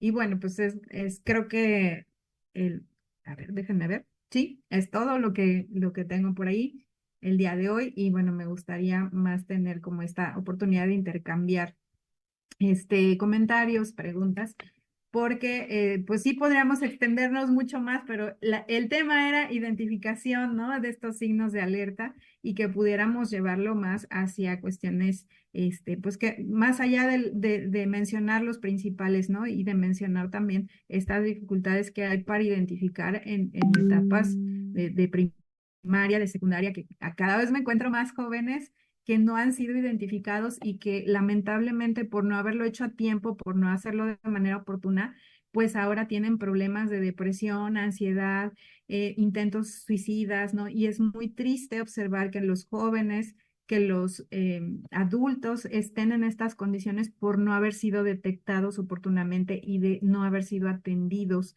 de manera prudente dentro de las estrategias que corresponden a esta característica, de esta condición o este trastorno, porque fueron incluso diagnosticados con otras cosas, ¿no? Con TDAH, con problemas de aprendizaje, con problemas de conducta, más bien etiquetados, porque a veces ni siquiera como un diagnóstico, ¿no? Etiquetados con otro tipo de situaciones y hace un tiempo llegó un joven, es que pues en secundaria, prepa, lo diagnosticaron con trastorno límite de personalidad, cuando en realidad pues lo que él tiene es TEA, ¿no? Entonces, bueno, triste, a veces han pasado por un neurólogo, por un psiquiatra y ni siquiera ellos han podido dar en el clavo, ¿no? Y a veces no se necesita tanto, solamente necesitamos conocer más, profundizar en que es un cuadro, en que es un trastorno complejo, en que la atención que requiere tiene que ser multidisciplinaria y que debemos como docentes, vimos la incidencia que incrementa cada año, entonces como docentes tenemos que comprometernos más a seguir aprendiendo y a seguir leyendo y buscando y capacitándonos de manera también con nuestro colectivo, ¿no? Intercambiando información, porque esa es la única manera en la que vamos a tener como las mejores herramientas, ¿no? Porque a veces lo mejor no es quiero aclarar, no siempre tener un listado de características, indicadores y de sumar, eso no sirve si nosotros no tenemos esta mirada, ¿no? La cuestión clínica de observar, de tratar de asociar, de discriminar, de decir esto sí, esto no va, de registrar muchas veces en bitácoras, en libretas, en donde se pueda, lo que hemos observado como anecdótico. A veces eso nos ayuda mucho y hay, por ejemplo, docentes, mamás que he conocido que tienen blogs y eso nos ha ayudado a identificar, pues es que tienes esto, ya no lo hacía, pero tú identificaste que tempranamente estaba presente esta conducta y eso me da muchísima información. O sea, ya ahorita se te olvidó que eso había pasado, pero tú regresas a ese diario, ¿no? Donde anotabas, identificaste que estaban presentes estas características, aunque el niño fue evolucionando, pero hay cosas que no se han perdido, ¿no? Y el diagnóstico se centra en las conductas presentes entre los 3, 4, 5 años, ¿no? Y ahí después de eso puede ser que el niño haya cambiado mucho y los signos de alerta ya no le aplican, ¿no? Entonces, por eso tenemos que ubicar este tipo de características específicas que vamos a encontrar en etapas que pueden ser pues muy diferentes, ¿no? Pero bueno, el conocimiento del TEA nos lleva también a que vamos aprendiendo y la deconstrucción de lo que ya creíamos que o dábamos por sentado y ya no es así, porque hay nuevas cuestiones, descubrimientos, investigaciones que nos van ayudando a cambiar nuestros esquemas, ¿no? De lo que teníamos pensado que, esto era así con este instrumento. No, pues a veces el instrumento puede salir el niño muy bajo y es porque a lo mejor el papá no entendió la pregunta, porque no recordaba, porque el niño ya dejó de hacer estas cuestiones y ahora pues ya aprendió a hacer el contacto visual, ya empezó a hablar y entonces algunos padres incluso dicen, ya se le quitó, no tenía eso, se equivocaron, ¿no? Pues ahí está el TEA, lo que pasa es que en otro nivel, ¿no? Mucho más funcional, pero eso no quiere decir que no va a necesitar ayuda. Y entonces el poder observar es la mejor herramienta que tenemos y si lo conjugamos con un buen instrumento o con una serie de instrumentos, pues eso es lo más indicado. Y las pruebas diagnósticas tampoco se aplican de forma aislada, se tienen que aplicar como en una batería, en un conjunto de otras pruebas. Y si nosotros como docentes tenemos a la mano esas pruebas dentro de la USAER, dentro del CAM, pues eso es mucho mejor, ¿no? Porque las pruebas por sí mismas no nos dan toda la información y no son válidas si no lo conjugamos con otro tipo de datos sobre el desarrollo, sobre la inteligencia, sobre el desempeño escolar, sobre su conducta, ¿no? Su lenguaje, ¿no? Y bueno, pues ya cerré y ahora me gustaría que pues la maestra Sandra nos ayude a moderar la participación de las personas que nos acompañan hoy para poder seguir comentando. Gracias. Sí, maestra Liliana, muchísimas gracias. De verdad que ha sido bien enriquecedor todo lo que usted nos ha compartido. Y para mí que, bueno, mis compañeros también no me van a dejar mentir que aun cuando nosotros hemos manejado o manejamos este diagnóstico o estos criterios, bueno, esto también nos actualiza, nos refresca mucho porque estamos observando y percibiendo que usted está muy actualizada en el tema y eso a nosotros nos favorece porque como lo decían las compañeras, a veces no tenemos el acceso a estos especialistas por los contextos o los entornos en donde estamos trabajando, ¿no? Entonces, pues sí, es muy enriquecedor. Hay una pregunta en el chat, maestra, que dice, en ocasiones hay preguntas, pero esas preguntas ya se han ido respondiendo con lo que usted ha ido explicando. Esta pregunta, de alguna manera no se ha contestado porque dice, en ocasiones se pueden observar muchas características del TEA y confundir con trastornos de la comunicación. ¿En qué se encuentra la diferencia? El déficit central en el TEA es el de la interacción social.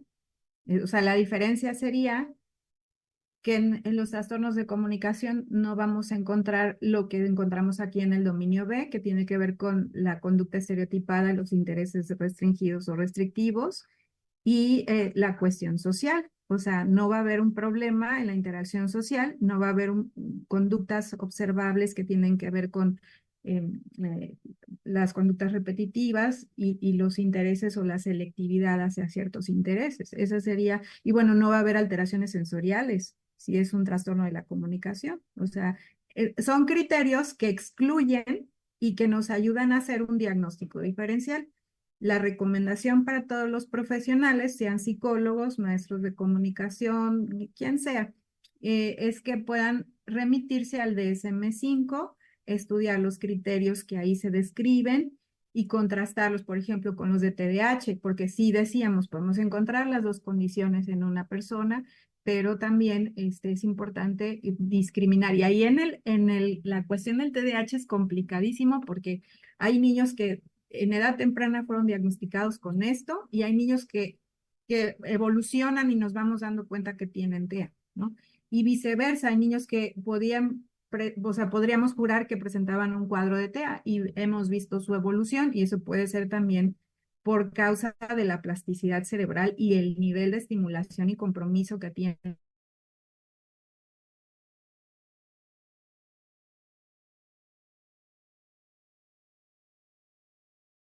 diagnósticos y solamente caen los de TDAH. O sea, se han dado los casos y los neurólogos lo reportan. Esta estrecha relación que hay entre el TEA y el TDAH es el más complicado, pero con los demás trastornos o discapacidades y demás es muchísimo más sencillo poder ver dónde está el límite, ¿no? Y podemos tener comorbilidad también con otro tipo de condiciones.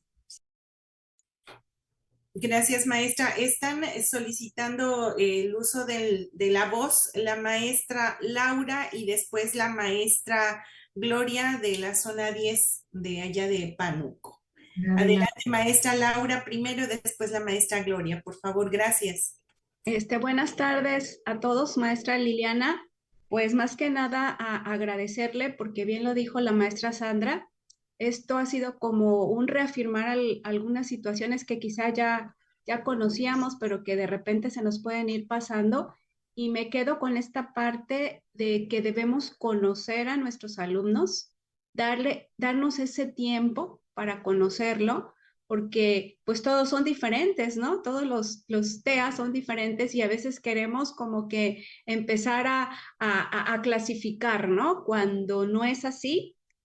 Y sobre todo este compromiso que nosotros como educación especial tenemos de estarnos actualizando de manera permanente, porque todo está cambiando. Usted bien lo decía, cada año o nosotros cada ciclo escolar tenemos más y más niños con TEA y sobre todo darnos cuenta que este conocimiento nos va a llevar a complicarnos menos ese trabajo que realizamos con ellos, porque a veces son cosas tan sencillas que podemos hacer o sugerir y que de repente se nos pueden escapar o queremos buscar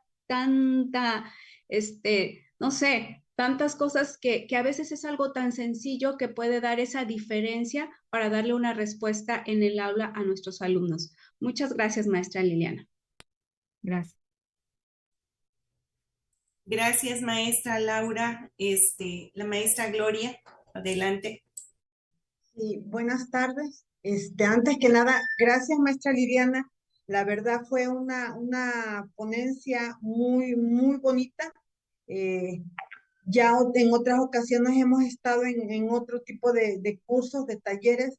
Sin embargo, el lenguaje que usted manejó, muy apropiado, o sea, muy sencillo, que es lo importante en estos momentos, porque hay veces entre una condición y otra se nos pierden las ideas y nos confundimos después, o por lo menos a mí así me pasa. Muchísimas gracias por eso. Mi pregunta es, en cuanto a la evaluación o valoración de nuestros alumnos, yo siento que sí es importante que aunque el maestro lo conozca, conviva con el alumno, a la hora de valorarlo, lo haga en conjunto con el psicólogo, porque siento que sería más sencillo el trabajo para ellos, ¿no? El hecho de que entre ambos puedan valorar a un alumno y poder definir qué es lo que van a trabajar con él sería mucho más rico que si lo hace solo el maestro. ¿Usted qué me puede decir al respecto? ¿Es maestra de USAER o es maestra de grupo? De USAER y de CAM, o sea, porque soy de la zona 10, soy la supervisora, pero pues sí me gustaría el hecho de que sea un trabajo en conjunto, ¿no? Bueno, para mí, pero usted con su experiencia no sé qué me podría sugerir.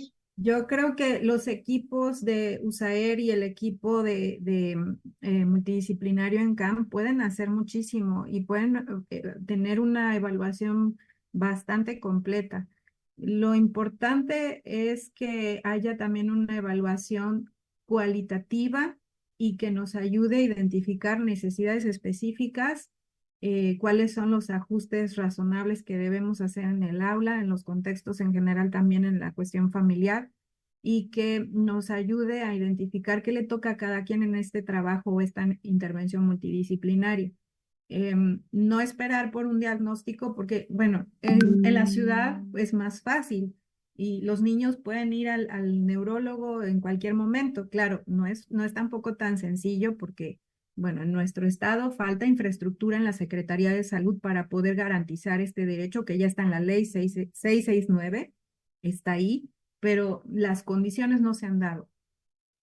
Espero que paulatinamente vayamos avanzando hacia allá, pero también a nivel privado, pues los padres muchas veces hacen el esfuerzo por que sean valorados. Ahora, lamentablemente, no siempre esta valoración es la oportuna, o el tratamiento tampoco, ¿no? Pero bueno, quienes tienen la posibilidad está bien, pero no nos debe detener, ¿no? Esta cuestión.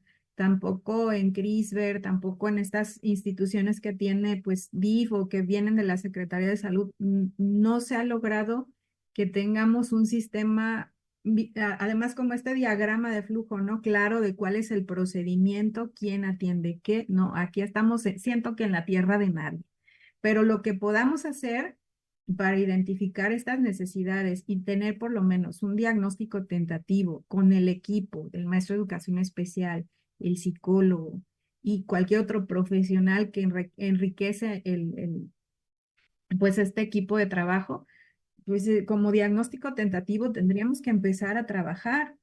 Aquí lo preocupante no es los niños que tienen TEA, vaya casi escrito en la frente, que es obvio, ese no es el problema, sino aquellos que tienen características más sutiles y que no entendemos si es, a ver, es un problema de aprendizaje, es una dificultad en el aprendizaje, es en la conducta, es en la comunicación, es en todo, o tiene un trastorno de la comunicación, tiene TDAH o tiene TEA, no sabemos qué. Esos son los que tenemos poca claridad de qué hacer, que si empezamos vaya, hay muchas estrategias o la mayoría de las estrategias que funcionan en el TEA le funcionan a todos los demás niños que tienen discapacidad intelectual, TDAH, problemas de aprendizaje. O sea, aquí no le va a hacer daño al niño que nosotros empecemos a intervenir con estrategias específicas, sin importar cuál sea su diagnóstico. Este también tiene que ser algo que debemos empezar a asumir porque nuestra realidad no es la misma que en Estados Unidos, que hay un seguimiento desde que el niño tiene 2 meses de edad, nos están dando la guía de qué hacer desde nuestra casa. Aquí no. Entonces tenemos que encontrar los mecanismos para empezar a actuar y no esperar que el gobierno, que la ley, que la Secretaría de Salud nos dé, porque sí tiene mucho que ver, aquí nos tenemos que vincular mucho, porque en otros países es el sistema de salud quien toma como la rienda de todo esto que tiene que ver con el diagnóstico y aquí no. Entonces tenemos que actuar de manera más proactiva y de decir, a ver, esto no me lo están resolviendo, bueno, canalizo a DIF, si no, casi dijeran las candidatas, y si no te lo dan, pues que te lo subroguen, ¿no? Que te lo paguen en una institución, pero que el Estado debe garantizar. Estamos, hasta cierto punto, el Estado está violentando los derechos de los niños. Esa ley ya tiene unos años que salió y hemos avanzado poco, al menos en cuestión de salud. Siento que en educación ahí vamos, ¿no? O sea, como es como lento, pero paso firme. Entonces, no detenernos, no esperar, tratar de ver también con la capacitación que podamos ir teniendo, empezar a hacernos expertos, ¿no? Porque esa necesidad que tenemos de que nadie nos resuelva es lo que nos hace, pues, tomar las riendas de, ok, bueno, pues voy a tomar un curso de esto, ahora ya puedo identificar más claramente y lo pongo como nota, esto es tentativo, el equipo de USAER considera que el diagnóstico tentativo es esto, para que el neurólogo no brinque cuando ve que diagnosticó a alguien del equipo de apoyo, ¿no? Pero no podemos quedarnos con los brazos cruzados. Y sobre todo en aquellos casos que son más evidentes, pues esos ya, o sea, empezar a atenderlos y decir, esto claramente es TEA y no hay por qué esperar que el neurólogo o cualquier otro profesional venga a establecer una etiqueta. Lo que se ve es lo que se debe atender, no importa cómo se llame. Entonces, tenemos que empezar a ser más, decía yo, proactivos, ¿no? Más, sensibles a que no me voy a esperar. El niño sufre día a día, el padre sufre día a día si estamos esperando que la solución venga de afuera, ¿no? Entonces, nosotros que estamos adentro del sistema, podemos hacer bastante. Gracias. Gracias, maestra. Muchas gracias, maestra. El maestro David Sosa, que es jefe de sector de Veracruz, quería preguntar o comentar algo. Y después está también el maestro Rafael Esteban, que es supervisor de la zona 16 de San Andrés Tuxtla. No sé si, maestro David, que todavía está pendiente su participación, ¿no? Ok. Entonces, vamos con el maestro Rafael. Adelante, maestro Rafa. Gracias, maestra Sandra. Buenas tardes a todos. Pues bueno, antes que nada reconocer esta primera intervención que creo que es muy vital e importante para que nosotros podamos llevarla sobre todo con las escuelas regulares o la educación básica, ya que de esta manera es como nosotros podemos tener un mayor alcance para la atención de los alumnos. Y fíjese que comentó al final algo muy importante y que pues es algo que creo que deberíamos de tener como pues como emblema dentro de la atención de la educación especial o como formadores de la educación es el atender al alumno sin necesidad de pues de tener un diagnóstico tal cual, ¿no? ¿Por qué? Porque esto es importante, eh, el hecho de que nosotros podamos llevarle al alumno qué es lo que el alumno requiere, cuál es la necesidad que está teniendo el alumno y solventarla o tratar de resolver esa problemática sin necesidad de tener un diagnóstico, que es muy importante, ¿verdad? O hay casos que son muy necesarios, pero al final de cuentas, si estamos viendo o valorando la necesidad de atención, ¿para qué esperar o para qué emplear tanto tiempo en un diagnóstico si estamos teniendo la oportunidad de poder tener una intervención, ya que tenemos al alumno enfrente, a la necesidad enfrente, a esa situación problemática, pues ahí enfrente, en donde nada más estamos culpando o echando chispas por otros lados y que no se va a resolver ese problema. Desafortunadamente, o afortunadamente tenemos esa posibilidad de poder realizarlo de primera mano y una una, pues pequeña pregunta, ¿no? Que es, si este material así tal cual podemos compartirlo con las escuelas regulares, si le podemos, hacer incluir el material que comenta que es de otro estado y y sugerir las páginas que usted nos comentó o o se reserva esa parte para poder tener esta pues respuesta hacia las escuelas, ya que a mi parecer es muy importante, dado que es muy completa la información, sobre todo en una primera intervención. A ver si respondo la pregunta que capté al final. Es compartir el material, pues es libre. Yo estoy agregando por ahí algunos archivos. Me parece que las guías pueden compartirse con quien ustedes gusten y sobre todo que nos demos a la tarea de revisar para irles dosificando, sobre todo a los padres, ¿no? La información que van necesitando y que esto les permita ir reconociendo, ¿no? Las necesidades de su hijo en diferentes momentos o etapas, y bueno, a veces ellos, los padres, muchas veces no van a revisar todo, ¿no? Se pierden porque no tienen estos contextos que ustedes sí, pero nosotros les podemos decir, mire, le imprimí en 2 hojas esto que le aplica a su hijo, ¿no? Y estas recomendaciones. Entonces, es libre si ustedes lo quieren compartir. Les voy a anexar nada más el Word donde vienen los links. Y bueno, si utilizaran alguno de los formularios, nada más indicándoles cómo, o sea, que los tomen de la mano, sobre todo los padres. Con los maestros tenemos más seguimiento, o sea, más cercanía, ¿no? Si usted es maestro de USAED, usted sabe que la maestra de primero B, por ejemplo, se puede acercar en cualquier momento, cualquier día, en el recreo, le pregunta, le dice, ah, sí, mira, ya vi, pero con el padre hay que tener muchísimo más cuidado y llevarlos de la mano, ¿no? Con todo gusto pueden compartir el material.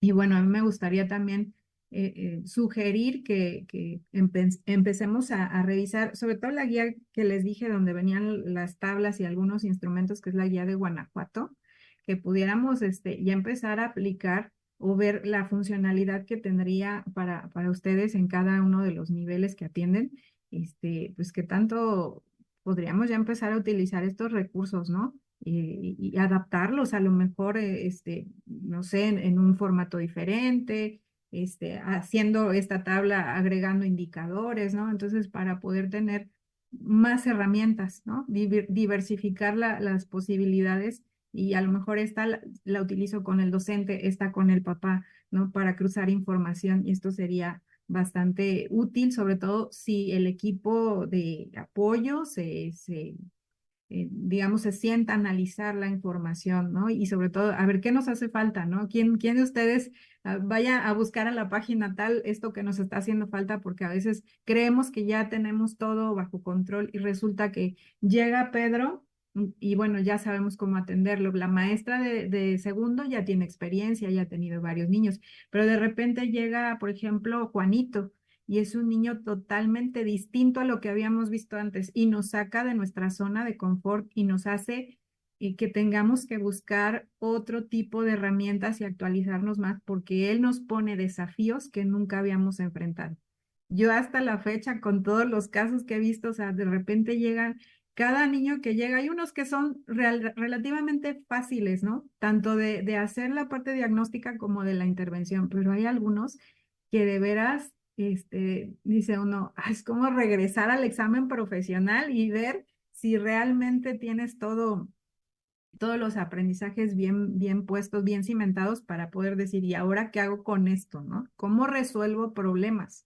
Porque ellos sí, definitivamente nos sacan de nuestra zona de confort. Son muy distintos uno de otro. Entonces, no demos por hecho que lo que ya nos ha funcionado nos va a servir siempre. Vamos a necesitar estar en constante actualización. Y bueno, la carpeta ya la compartí aquí en el chat. Pues si alguien no la ve, por ahí se la pide a la maestra Sandra, pero ya la compartí. Nada más me faltan los links de las páginas que les mostré, pero ya las guías ya están y una que otra por ahí extra. Sí, maestra, muchísimas gracias. Gracias por esto que ha compartido.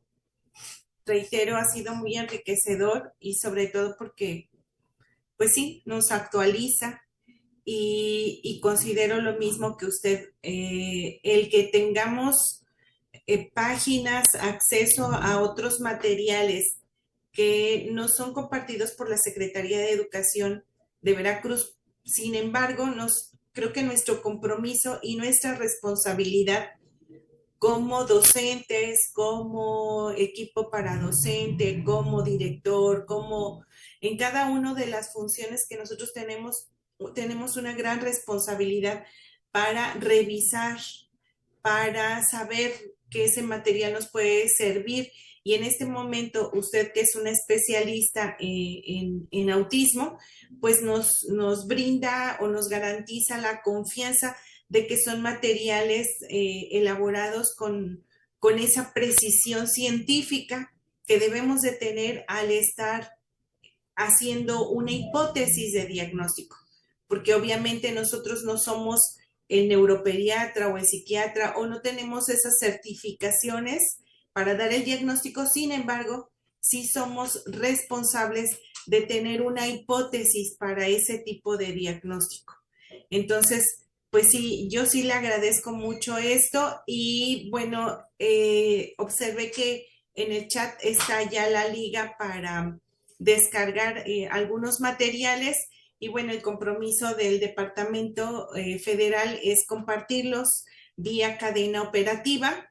Y ya si usted me hiciera favor, maestra, a través de la maestra Ana Lucia Caloca, que en este momento también está aquí con nosotros y quien nos hizo favor de contactarla por, obviamente por estar en su institución. Les agradezco mucho y bueno, y sería a través de ella que nos pudiera proporcionar las ligas de las páginas y con mucho gusto nosotros haremos lo correspondiente para que los compañeros que estuvieron aquí y quienes no, bueno, también puedan tener acceso a todo este material. No sé si hay algún otro comentario, alguna participación más, para que el ingeniero Tobit, no sé si te encuentras por aquí, Inge, me puedas hacer favor, de ir compartiendo la diapositiva. No creo que no está, pero bueno, ahorita le mandamos un mensajito.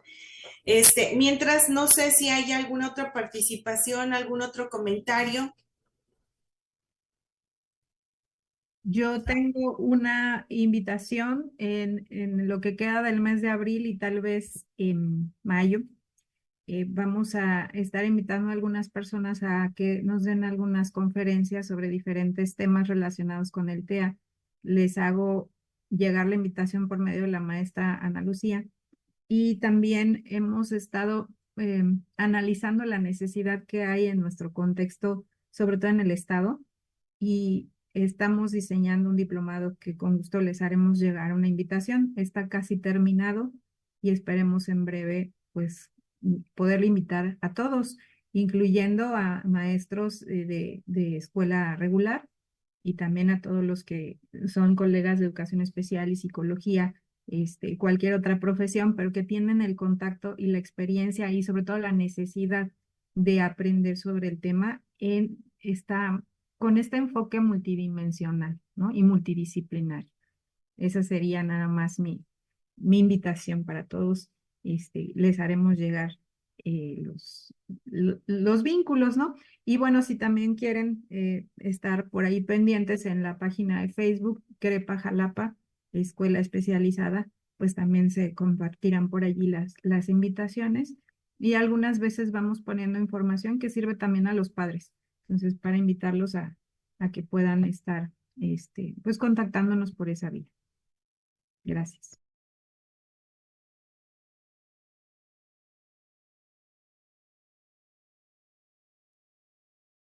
Hola, hola. En un minuto más, la maestra Sandra regresa con nosotros. Está teniendo por ahí unos problemas de contacto. No sé si, y conexión, no sé si alguien tiene alguna duda más, algún comentario que desee expresar. Adelante, hablen ahora o callen para siempre. Maestra Claudia tenía ATP, Claudia Reyes tenía la mano levantada hace unos momentos.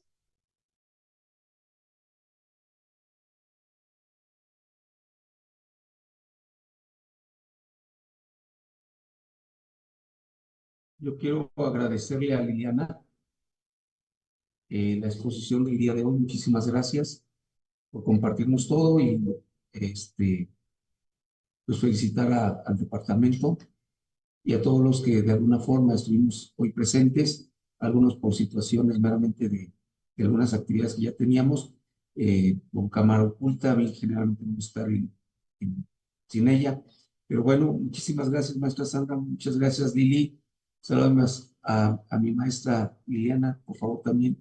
Un abrazo a todos, gusto escucharlos y Muchas verlos. gracias, maestro. Sí, gracias a todos por su interés en el tema. Creo que mi intención no era aburrirlos con las mismas charlas de siempre, de cada abril, ¿no? De los signos de alerta, sino que fuéramos un poco más allá.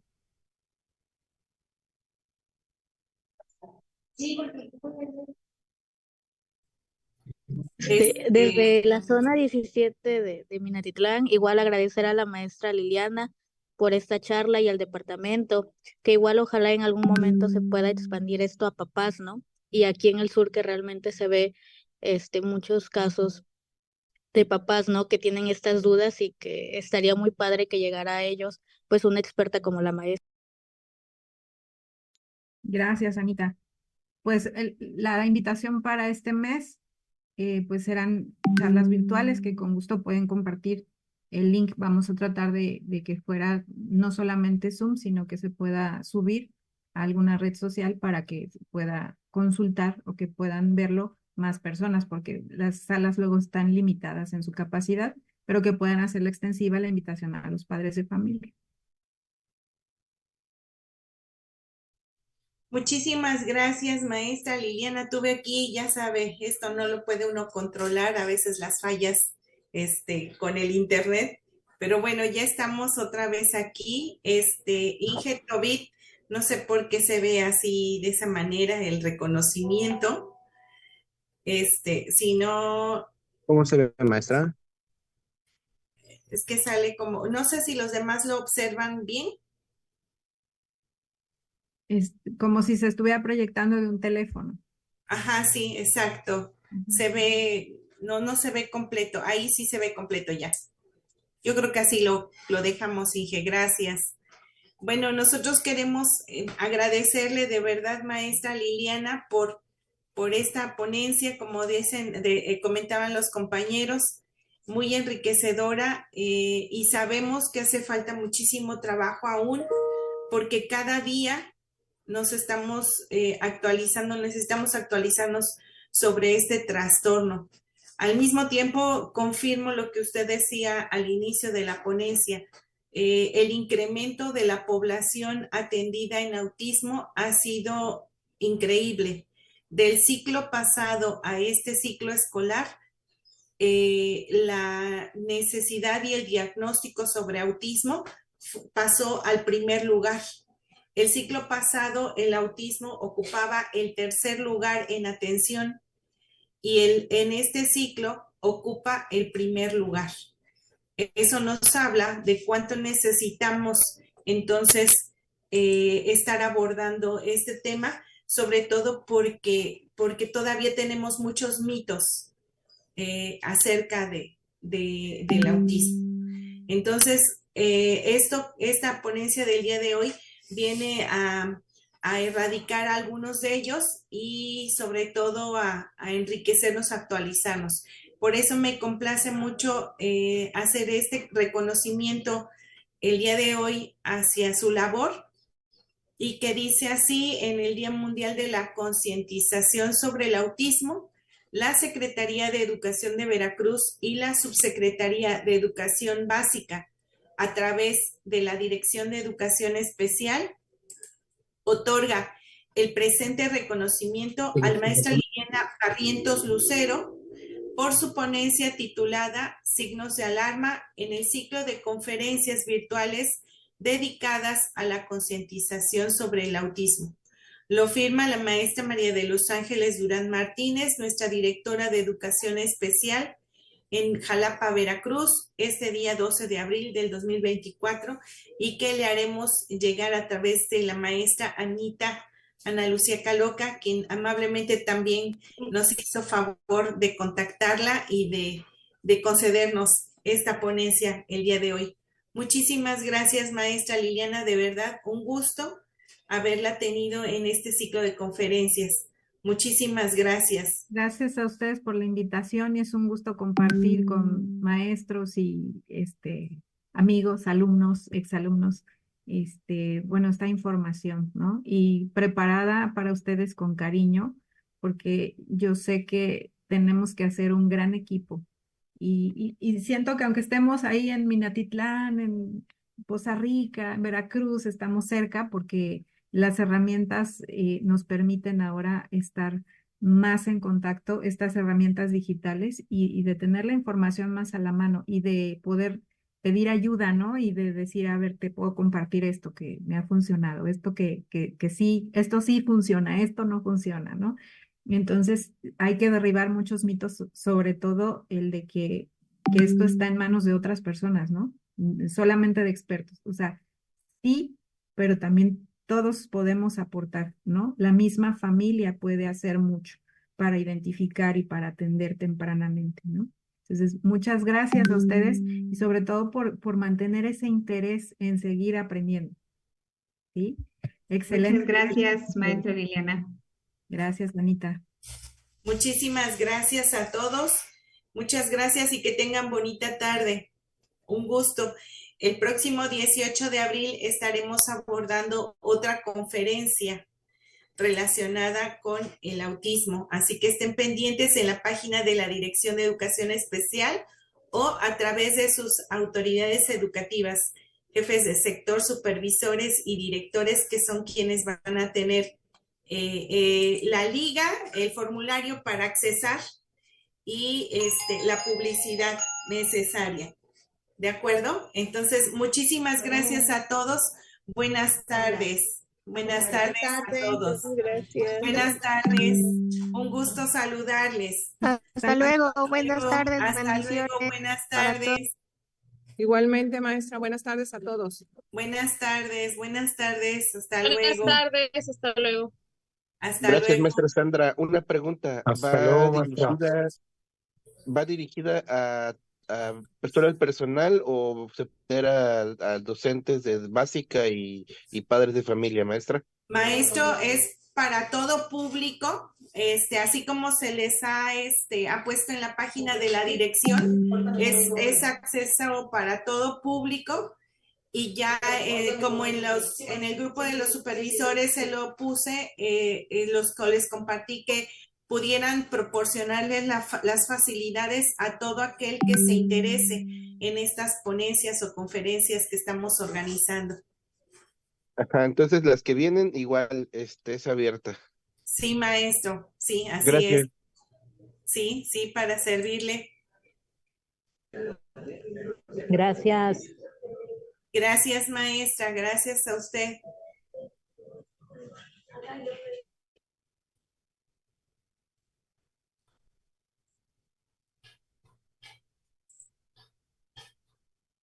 Gracias, hasta luego. Hasta luego, maestro Roberto. Saludos. Gracias.